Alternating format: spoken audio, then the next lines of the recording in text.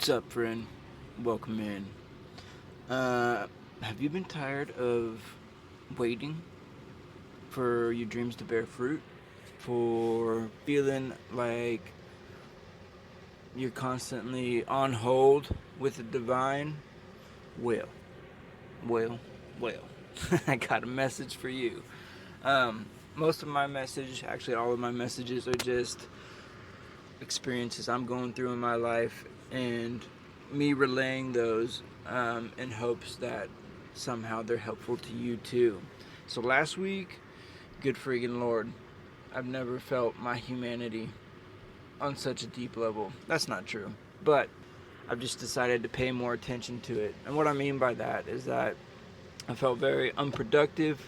I felt burnt out, tired, and like I was just losing all steam. And now past patterning would be to catastrophize a bit and think all has gone to shit. What I'm doing isn't paying off, and that I need to give up. I can laugh at that now, but it's not funny whenever you're going through it. It's actually one of the most disheartening things. And so I'm here to enliven you. I'm here to shed some light on the lies that might be draining your energy, and hopefully to instill some belief, to some pep in your step to get you back on track. So stick around if that sounds like something you are interested in. I'm going to say hold the vision. I don't want to say trust the process because you're so irritated at hearing that nowadays. Like, I've been trusting. Um, and I think the antidote to that is to hold the vision and take care of yourself. So, my usual MO is to, whenever I felt in a deficit, to go 10 times harder, to double down, and to just give it more effort. And that's not sustainable in the long run. Let me tell you what. So, the new approach is to incorporate more grace and less grit. I know it's very counter to the hustle culture and the optimizing, maximizing friggin' tyrants out there. Learn to work with yourself. And yes, there is a huge emphasis on feeling. Ooh, feelings. Yeah, we're going to talk about feelings. Look, we were given feelings for a reason. It's not some mistake. They're not just some, like, malware that's running around inside your meat suit. No, feelings are an integral and important part of ourselves, and they are intertwined with spirit. So if you cannot go there, if you're not metaphysical, if you are stuck in the left brain, lizard brain of logic only, go ahead and click off. This message is not for you. Bon voyage. I wish you the best. Go in peace. But if you are a little bit mystical, magical, beautiful, little witchy wizard vibe, look, I'm here to tell you that your feelings are your friend. They're feedback. You don't need to trust all of them sometimes, a lot of the times. If you do tend to be more feeling oriented, empathetic in nature, you have to feel you don't have to, but you tend to feel the feelings of those lizard people because they don't know how to. So unfortunately, a lot of us are taught to take on that burden, and part of the process is separating, filtering out the feelings that are yours and what are not yours. So in order to do that, this is part of the grace technique. You have to make space on a daily basis. Do not just wait for some vacation in the near future. No more I'll be happy when mindset. That'll keep you in a cycle of, I wanted to say depression, but really it's just burnout. It's going to keep you stressed and unfulfilled. You need to learn to celebrate your small victories, and that means like a daily, it's going to take a little bit of practice, okay? It's a daily It's a daily routine to make space for yourself to tune in. If you haven't heard of what an energetic check-in is, vibe check, um, you need to do some research and start incorporating it into your daily life, because I found one of the best ways to hold on to my vision, hold on to my dreams, is to rest. Rest is productive. I swear to God, I swear to God. It is not lazy. It is not for the weak. It is an essential part of being human. We have to recharge on a daily basis and on a weekly basis. I've said it before, I'll say it again. It doesn't matter what religion you are. I think having a Sabbath one day a week where it's like strictly non-productive, like it's just whatever will fill your cup is reserved for that day. If that means being lazy and just watching movies all day, good on you. That's a Sabbath. If it means going outside and enjoying the fresh air, having a nice trek, bike ride, sitting by the water, that's a Sabbath. If it means baking some bread, making a nice meal, like, that's a Sabbath. It just means to honor your temple, your flesh bag, your vessel. Your physical body is holy, and you need to treat it as such. And this is coming from someone who's neglected it for years, and now I'm having to relearn and repair all the damage that's been done. So, make space every day. And specifically what I mean by that is start having a closing time routine. Again, counter to the hustle culture, I'm going to say the 5 to 9, one, do whatever you can to get out of a 9 to 5. The 9 to 5 is not meant for, I want to say people like us, but what is us? Entrepreneurs, people who have their own inclination of the life they desire. Like, if you have dreamt of more, if you've dreamt of a different life that is outside of the norm, that's what I'm talking about. So, if you're stuck in a 9 to 5, instead of focusing on that 5 to 9 grind, I would say,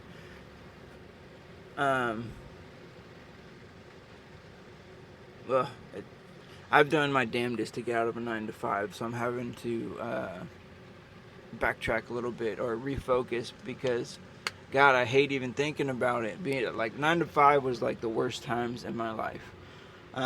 So if you're in it, I feel you. You're not stuck there forever. I'm here to help. And also, there's a way out. There's always a way out. One of the most productive things you can do is focus on recharging yourself. So if you can carve out some time, I personally started taking back my time in the mornings. I'm more pay attention to when you feel most energized. For me, that's in the morning. Like, I would much rather have an early morning than a late night. I guess I'm just an old man. Always have been. Once 8 p.m. hits, like, lights out. I'm going to bed. I'm in bed for sure.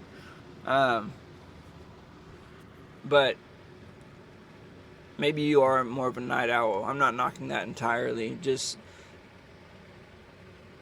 start tuning in to what actually feeds you and fuels you. So, and don't try to do it all at once. It's more about block consistency over like some extreme one-off incident. You know what I mean? So,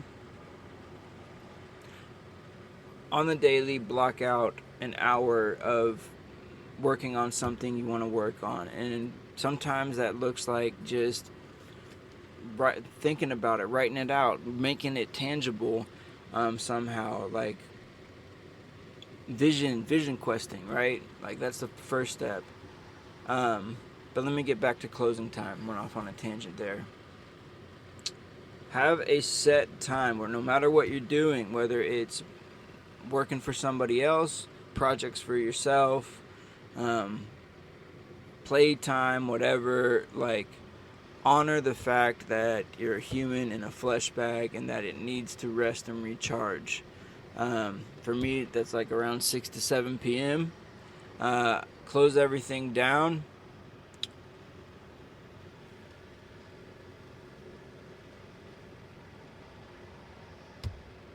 I don't know why I'm blanking. I'm trying to think of my routine. Why is that so hard? Close everything down. Um, one of the one of the indicators I use is taking off my shoes. I know it's the day is done whenever the shoes come off. So whatever like trigger or um, I'm trying to think of a specific word for that, but I guess I'll just stick with trigger. Have something where it like indicates to your brain like we're turning off for the night. Do not disturb, maybe that's another one. Turn do not disturb on your phone, but also on your thoughts.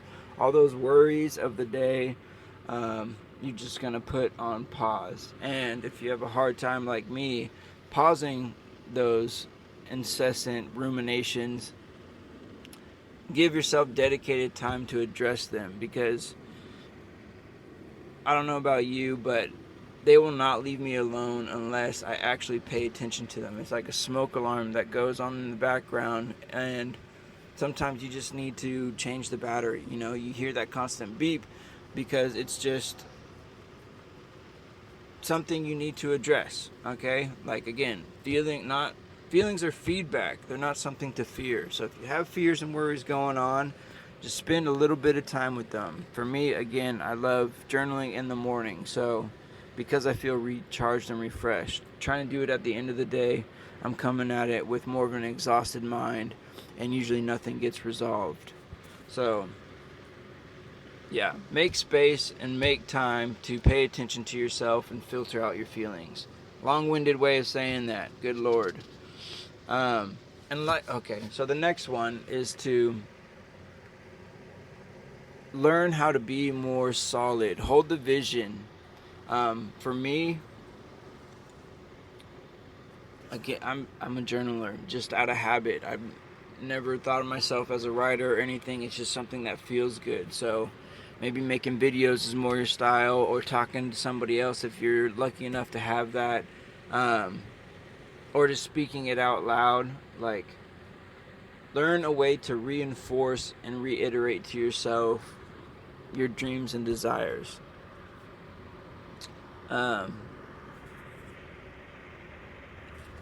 Journaling prompt: best case scenario. It's going to feel weird and counter to maybe your whole experience, but know that you are the page master and you have the power to rewrite your story. So yeah, there's a little homework for you. So make space, hold the vision, learning to be more solid. Why that helps is because if you're able to catch yourself, like, a lot of energy I found I've wasted on like allowing doubt to just circle around in the background, like those smoke alarms I was talking about. It would just sit there and drain me, because if you're constantly having to fight with the resistance, the book The Art of War, The War of Art by Steven Pressfield is coming through. He talks a lot about resistance, and those old programs of like, you can't do that, that's just fantasy, that's just delusion, you know what I mean? Those types of self-talk are really, it's like, again, other people's projections onto you running around in the background, drain your energy because you're constantly having to fight them.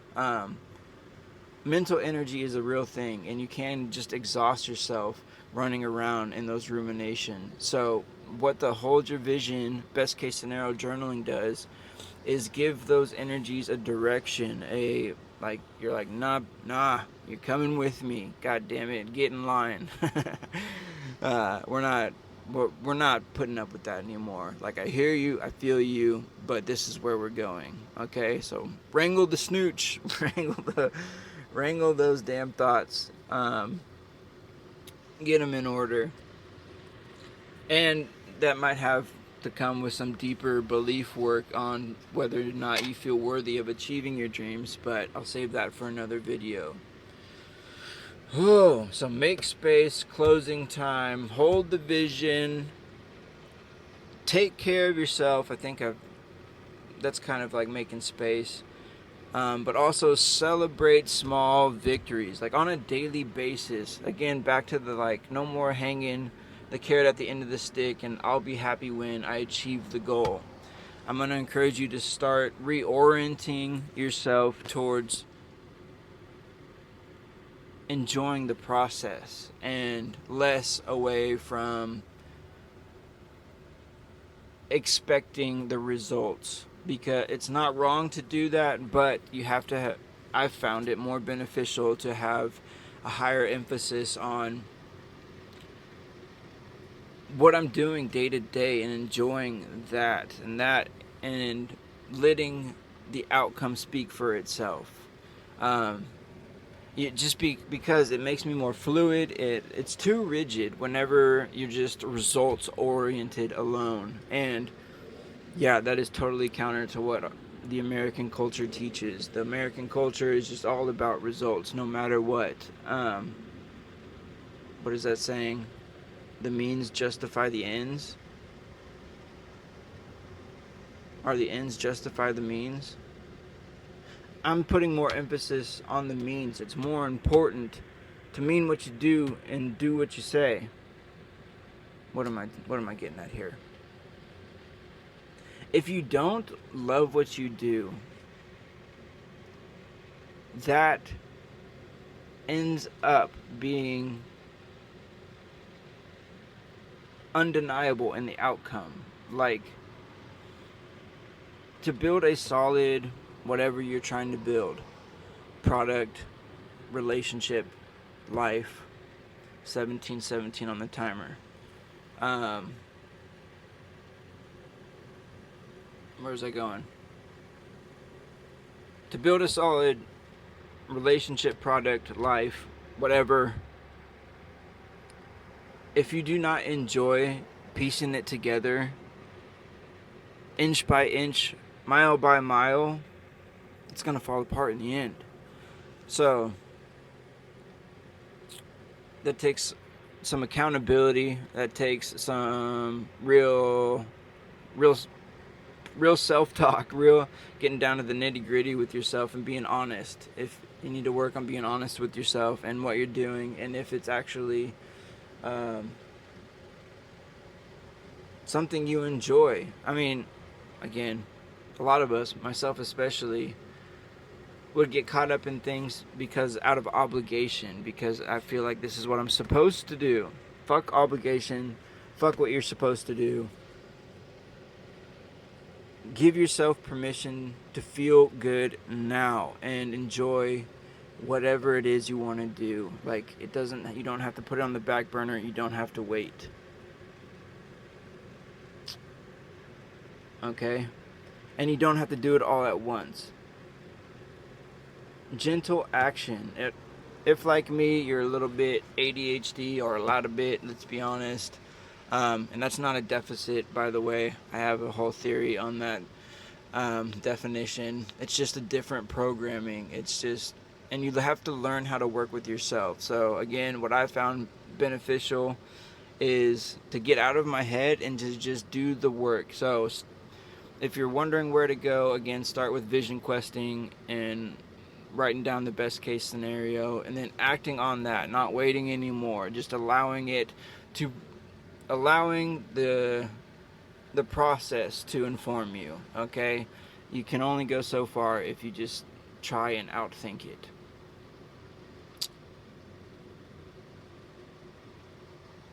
Also, learn to reward yourself along the way. Like,